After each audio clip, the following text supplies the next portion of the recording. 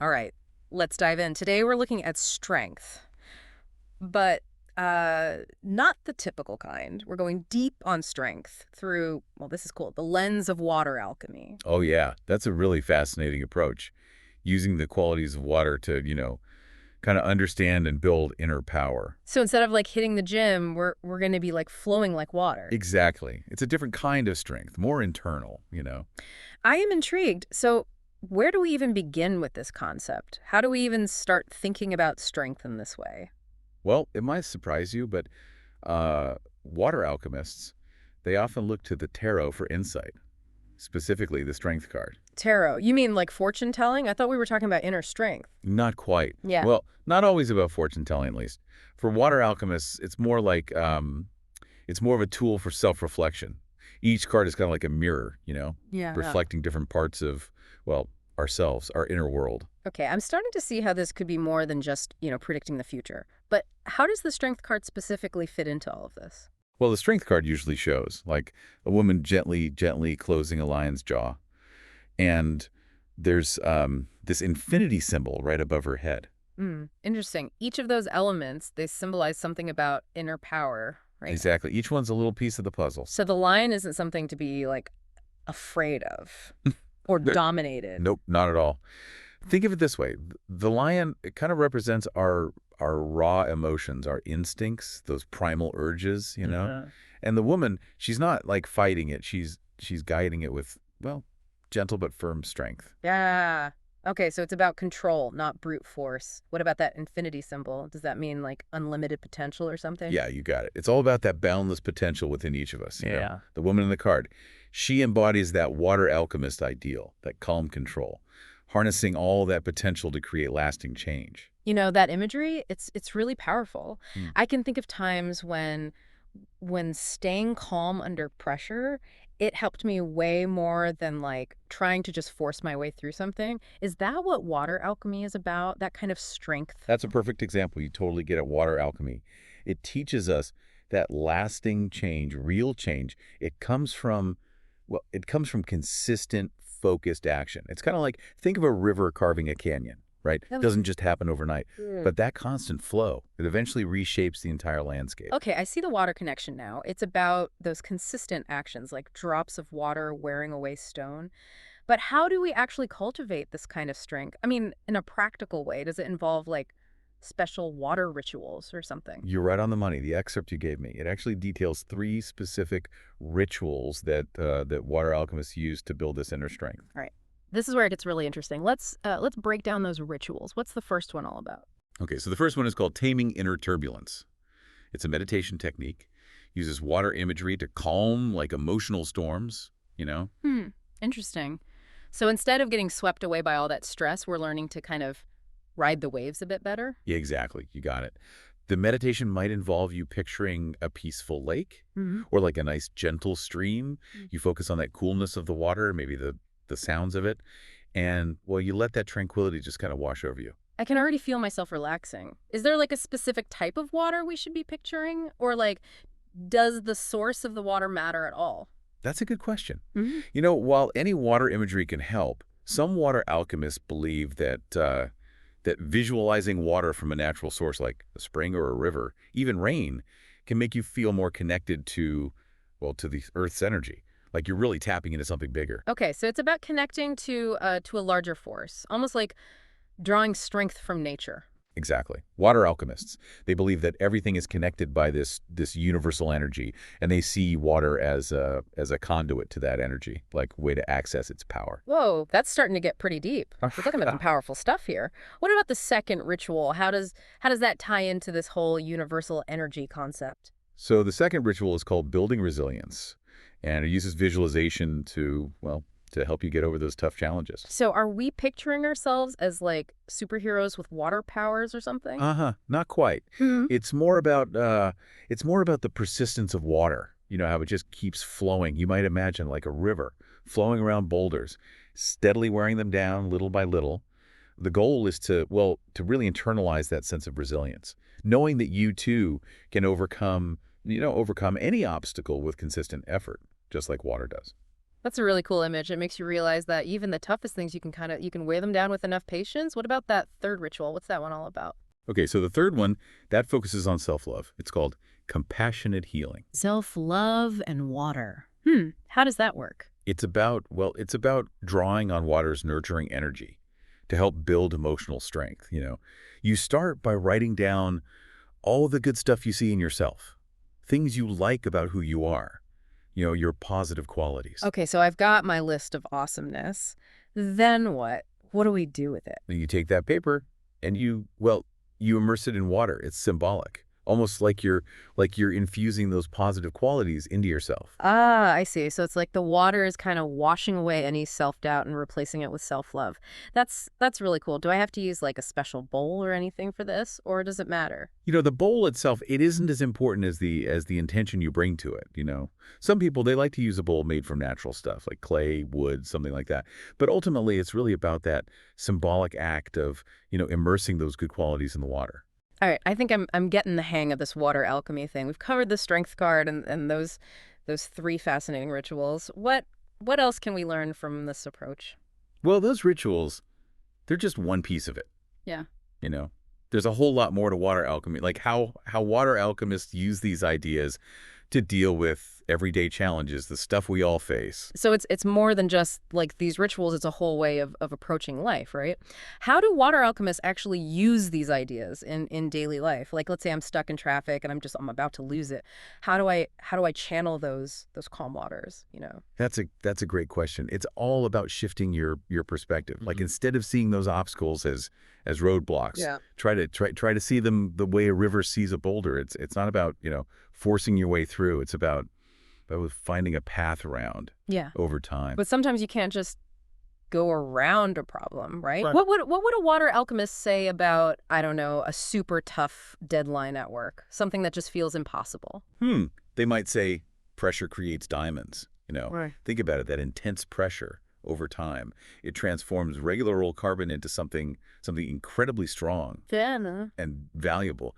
So that deadline, yeah, it might feel overwhelming now, but it could also be the pressure you need, Yeah. to refine your skills to become more diamond-like in your work. I like that. It's like using that pressure, like water uses pressure to carve those canyons we talked about. Exactly. Water alchemy, it's not about avoiding the tough stuff. It's about using those principles of water adaptability, persistence, even pressure to navigate them, Yeah. in a way that's more effective and way less stressful. Right. So I'm not just like toughing it out. I'm learning to be more like water in how I approach those challenges. You got it. And remember that connection to universal energy we were talking about. Water alchemists, they believe that when we align ourselves with those qualities of water, we're also aligning ourselves with this bigger force, Yeah. the force that flows through everything. So I'm not just calming myself down. I'm tapping into some kind of like universal chill vibe. Is that what you're saying? Think of it like this. You throw a pebble into a pond, right? Those ripples, they spread out, they affect that whole surface. Our actions, even our emotions, they create these similar ripples in this universal energy field. Yeah. When we cultivate inner peace and strength, we're not just, helping ourselves, we're contributing to the harmony of everything, the whole thing. That's pretty mind-blowing. It makes you realize that personal growth, it's not just about me. It's about impacting the world around me too. Exactly. And just as water nourishes and sustains life, our actions can have this ripple effect too, influencing those around us. So even something as small as choosing to react calmly to like a stressful situation, that could be sending out like good vibes into the universe. It's more than just, good vibes. It's about understanding that we're all connected. Imagine yourself as a skilled rafter. You're navigating a river. You don't fight the current, right? Yeah. You learn to use its power to guide you. Water alchemy, it encourages us to be those skilled rafters, not just in our own lives, but in how we interact with the world, the whole world. Okay, I think I'm starting to see the bigger picture here, but how do I actually become that skilled rafter? Are there any specific techniques like beyond those rituals we discussed? What else can I do? It all starts with awareness. Pay attention to water in your daily life. Notice its qualities, its movements. How does it adapt to different containers? How does it find its way around obstacles? You might be surprised what you learn just by observing. So I should start carrying around a notebook and like analyzing the way my water flows out of the faucet. You don't need to go that far. Just start noticing water in everyday life. The Yeah. way rain collects in puddles, the steam rising from your morning coffee, the sound of waves on the shore, Mm. all of that. Those are all opportunities to connect with the essence of water Mm. and its wisdom. Okay, so it's about being more mindful, more present, not just like gulping down my coffee, but actually like appreciating the steam rising from it, taking it all in. That's it. It's about cultivating this sense of wonder Hmm. and appreciation for water, and by extension for the whole natural world around us. And from there you can start to apply those principles of adaptability, persistence, flow, all of that to your own life. This is reminding me of that quote, "Be water, my friend, be water." Mhm. Bruce Lee, right? Was he like a secret water alchemist? Yeah. Well, I can't speak for Bruce Lee's alchemic leanings, but the sentiment, spot on. Water it's the ultimate teacher when it comes to understanding and embodying true strength. It's gentle yet powerful, yielding yet unyielding, Yeah. all at the same time. So it's not about being, tough in the traditional sense. It's about embodying these water-like qualities, Hmm. adaptable, flowing, persistent. And interconnected. Don't forget that. Remember, water, it doesn't exist in isolation. It's part of this vast cycle. Connecting the oceans, the rivers, the rain, even the moisture in the air. So by cultivating those water-like qualities in ourselves, we're also strengthening our connection to this larger web of life. That's a beautiful way to put it. It's about recognizing that we're not just these isolated individuals. We're part of something so much bigger, something that flows through us and connects us all. Okay, so we've talked about observing water, being more mindful, all that.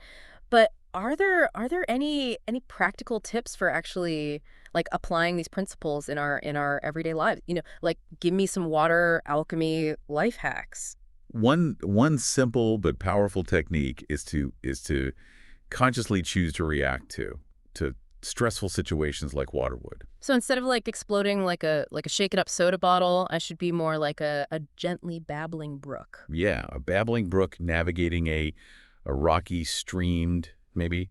It encounters obstacles, but it doesn't get stuck. It flows around them, over them, eventually wearing them down. So instead of getting, totally overwhelmed by a problem, I take a deep breath, assess the situation, and find a way to navigate it calmly and Yeah, effectively. that's the essence of it. And just as water finds its own level, Mhm. trust in your own ability to find your way through that challenge. Yeah. So it's about trusting the process, trusting in my own inner resources to find the solution. Not panicking, not forcing things, but flowing with the situation. Exactly. It's about surrendering to that flow, trusting that even though you might not, you know, see the path clearly right now, there's a current guiding you towards the best possible outcome. This is starting to sound less like a self-help strategy and more like a whole philosophy of life. You're not wrong. Water alchemy. It's Yeah. more than just a set of techniques. It's a way of seeing the world, a way of being in the world.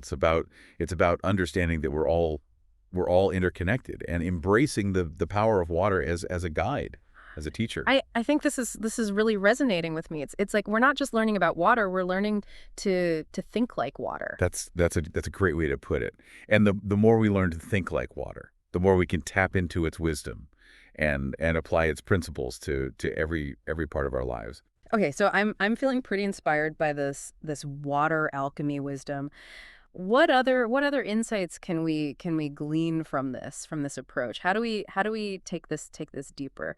I'm seriously thinking I need like a water themed retreat after this, somewhere with like a babbling brook and some smooth stones, to contemplate all this wisdom. That sounds amazing. So rejuvenating. But you don't necessarily need a far off retreat to connect with water. Wait, really? So I don't have to like pack my hiking boots and head for the mountains? Well, not unless you want to. Remember, water it's all around us. It's in the rain, the clouds, even the glass of water right there on your desk. Okay, true, true. But how do I turn those everyday encounters into something more, I don't know, more meaningful? It all starts with awareness. Instead of just seeing water as a utility, Mm. start noticing its qualities. Feel the coolness of it on your skin when you wash your hands. Listen to the sound of the rain on your window. Just observe how water droplets, beat up on a leaf. So it's about paying attention, being present in those little moments, not just, rushing through my day, but really experiencing the water around me. Exactly. Those small moments, they can be so powerful. They help us shift our perspective. They remind us that water it's more than just a substance. It's a it's a force of nature. It's a source of life, and it's like a mirror, reflecting our own inner potential. We've been focusing a lot on the positive side of water, but water can be pretty destructive too, right? Floods, tsunamis, all that. Does water alchemy address that side of things? That's a great observation, and you're absolutely right. Water can be incredibly powerful, even destructive sometimes. But water alchemists, they see those destructive aspects as part of a natural cycle, Yeah. creation and destruction. It's like a storm clearing the way for new growth. Okay. So it's about understanding that there's a balance, a duality to everything, even water. Exactly. Yeah. And even in those moments of destruction, there's a lesson there. Water teaches us that sometimes things need to be broken down, washed away, Yeah. in order to create something new, something better. That's a really good point. It's a reminder that challenges, setbacks, they're just a part of life, Yeah. and that sometimes we need to let go of the old to make room for the new. And remember, even in its most, destructive form, water eventually it recedes, leaving behind, fertile ground for new life to flourish. That's a beautiful image. It gives me hope that even when things feel overwhelming, there's always potential for renewal, for growth. And that potential for renewal, Hmm. it lies within each of us, just as it lies within every drop of water. So we have the power to be like water, to adapt, to persist, to nourish, Uh-huh. and to renew ourselves in the world around us. Exactly. That's the ultimate message of water alchemy. It's not just about, understanding water.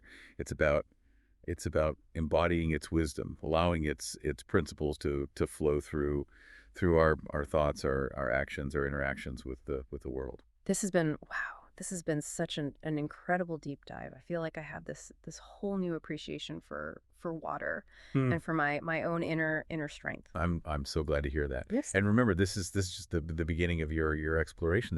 There's so much more to discover about water alchemy, and the profound wisdom it has to offer. So dear listener, as you go about your day, pay attention to the water around you. Let its qualities, let them inspire you. Let its movements, let them guide you, and its wisdom, let it transform you. Who knows, maybe you'll even start seeing the world through the eyes of a water alchemist. And remember that the journey of self-discovery is like a river. It's constantly flowing, evolving, and revealing new depths. Embrace the journey and allow yourself to be carried by the current. Beautifully said. Until next time, happy diving.